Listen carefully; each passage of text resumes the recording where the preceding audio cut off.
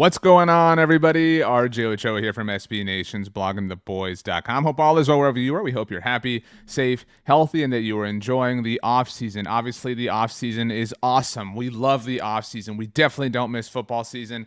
That, of course, is a joke. It sucks. I miss football. I'm watching a lot of golf. There's no baseball. Watching a lot of college basketball, but nothing is the same. We, of course, crave football. Thankfully, we have a little bit of football stuff coming our way. The NFL Combine starts next week. We'll, of course, have you updated at bloggingtheboys.com here on the Blogging the Boys YouTube channel with our videos and our shows. We do our live streams on Tuesdays at 5 p.m. Central Time. You can also watch the NFC East mixtape on Wednesdays. So we'll have you covered. I mean, the Combine, it's something. It's a small little taste, and soon enough, free agency will be here. In fact, we're less than a month away from the beginning of free agency in the NFL, something that Stephen Jones tends to hate because the Dallas Cowboys would have to spend some money. If you have been paying attention, I know we all know that one person. Maybe it's a friend, maybe it's a family member, maybe it's a spouse, I don't know, but somebody in your life has told you when a certain free agent has come available, whoever it is, insert the player here, they've said, and I'll try to be that voice. I'll go, well, Jerry will sign him. Jerry will do whatever it takes. Jerry will pay anything. He'll pay more than anybody else wants to pay. The Cowboys, they always go out and get big-time free agents.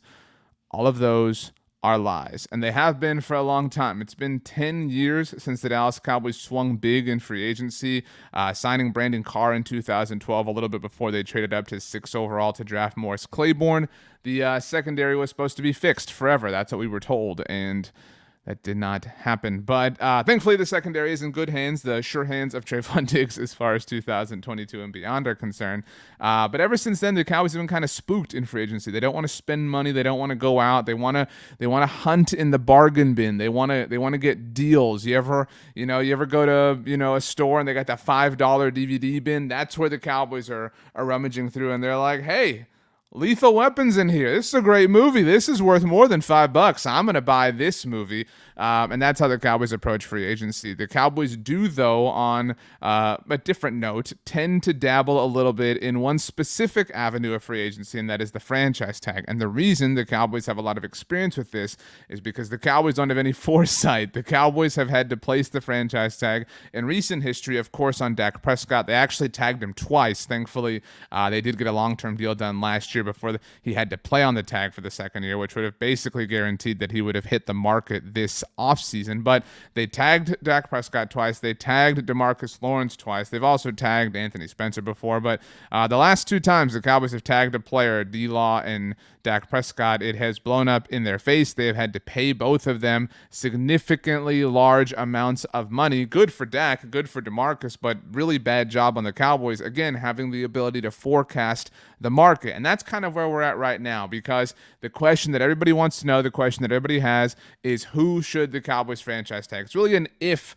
matter, because the Cowboys have the third least amount, third fewest, third shyest. They basically have no salary cap space. They have more than only two teams, or at least are projected to have only more than two teams at the moment. So tagging somebody is not exactly an easy proposition. But if the Cowboys do place the franchise tag on somebody, who should that be? Who should they tag? Well, I'm glad you asked that question. The Cowboys have a lot of contributors who are on expiring deals, a lot of important players, and they might watch them all leave. The Cowboys might say, you know what? We love compensatory picks. We don't want to, use the tag on any of these people. What are compensatory picks? That's another great question. Comp picks, as they're often referred to in the NFL, are if you have a player on an expiring deal, and the Cowboys have some notable ones. We'll call these, this year, we'll call them Dalton, Schultz, Randy, Gregory, Michael Gallup.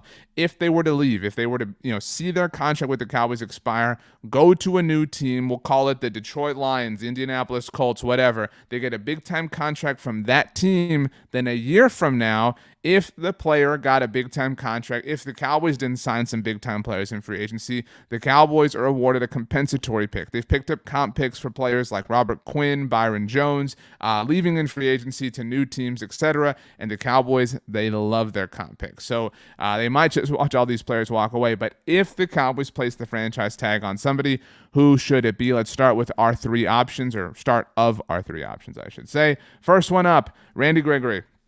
This goes back to foresight. This goes back to an ability to forecast the situation, look at the market ahead of time, kind of figure things out. And Randy Gregory has had a unique career with the Cowboys, to say the least. And a year ago, there were a lot of really smart people, singing songs. Hey, Cowboys, get this done with Randy Gregory now, because what's going to happen is he's going to play very well. You're going to be in February, March of 2022. He's going to be a few weeks away from hitting free agency, and he's going to have a lot of leverage. And what I mean by leverage is Randy Gregory on the open market is a dangerous thing if you're the Cowboys, because Randy's coming off of a great season. He arguably should have been a Pro Bowler. Again, his best season as a Dallas Cowboy. Again, though, a very unique career. And so there's somebody, I guarantee you, there is somebody out there who is willing to pay Randy Gregory. In fact, I mentioned the Indianapolis Colts. Pro Football Focus had a prediction piece recently in, kind of putting high-profile free agents with would-be teams. They had Randy Gregory going to the Colts. And so somebody's going to be willing to pay him more than the Cowboys are, I think. And so if the Cowboys are going to keep Randy Gregory, it's going to be by way of placing the franchise tag on him. And while it is going to pain me and you and a lot of us to watch Randy Gregory walk away, I just can't see them doing it. And that's kind of this isn't what RJ Ochoa would do. I'm trying to tell you what I think the Cowboys are going to do.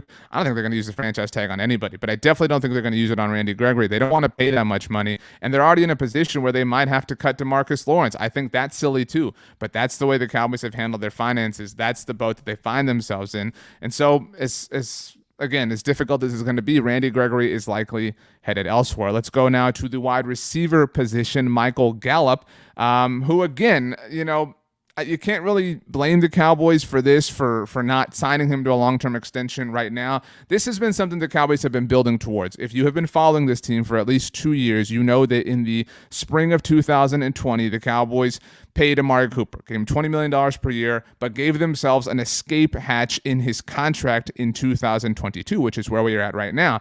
Obviously, when they paid Amari Cooper 2 years ago, they did not know that they were going to land CeeDee Lamb in the draft a few months later, but it was very clear and very obvious that in 2022, the Cowboys were going to assess the situation and decide to either, one, move on from Amari Cooper and pay Michael Gallup, or two, keep Amari Cooper, don't touch his contract, maybe restructure his contract, create some cap space, and let Michael Gallup walk in free agency and pick up one of those comp picks I talked about. But what was obviously difficult to forecast, nobody ever would have wanted to have forecasted this, was what Michael Gallup was going to experience throughout the 2021 season. Suffered the calf injury in the season opener against Tampa Bay, missed a ton of games, and then obviously tore his ACL against the Arizona Cardinals in the penultimate week of the regular season. And so you just don't know. You don't know what Michael Gallup's, value is going to be on the open market. Is somebody going to be willing to pay him? It's a really tricky situation. Maybe he returns to the team on a one-year deal. Sometimes you see that with guys who were injured. But right now, the Cowboys, kind of like Randy Gregory, DeMarcus Lawrence, there's a lot of chatter that they're going to release Amari Cooper. And so the only for sure receiver we know that is going to be back in 2022 is CeeDee Lamb. So do you want to pair him with Michael Gallup coming off that injury because it did happen so late? Do you have faith in Gallup that he can get back in time? Would you rather watch Michael Gallup walk in free agency? Let him go to someone like the Detroit Lions, a team that's in dire need of a wide receiver, the Chicago Bears, who knows? And do you want to run it back with Amari Cooper? Do you want to let Michael Gallup walk and, cut Amari Cooper? You just don't know. You don't know what's going to happen here. And so it really is difficult to say. It's a tough situation the Cowboys find themselves in. Last one, and I'll make it quick because I don't think it's going to happen. Dalton Schultz. I can't see the Cowboys placing the franchise tag on him just because they don't want to. They don't want to spend that much money. Dalton Schultz is going to get paid. There's going to be somebody who's one of the bigger names, on the free agent market at tight end, and he's going to find a way to get paid. Somebody's going to pay Dalton Schultz and give him the bag, and the Cowboys are going to have to watch it and just figure it out. But it's a good value, if you're going to bring Dalton Schultz back. But I think that they just want to do it their own way. That's the Cowboys' way, unfortunately. So I don't envision the Dallas Cowboys using the franchise tag. That has never been how they wanted to roll. In terms of this offseason, they've obviously had to use the franchise tag before, but I don't see it happening this offseason. Unfortunately, my name is RJ Ochoa. You can check me out at bloggingtheboys.com. Follow me on Twitter or Instagram at RJ Ochoa. You can listen to me on the Blogging the Boys podcast network. You can watch me here on the Blogging the Boys YouTube channel. We have tons of people strolling in the podcast network, the YouTube channel, on a regular basis. So let's do this offseason. Let's do it together. Thanks so much for joining us, everybody. We'll see you next time.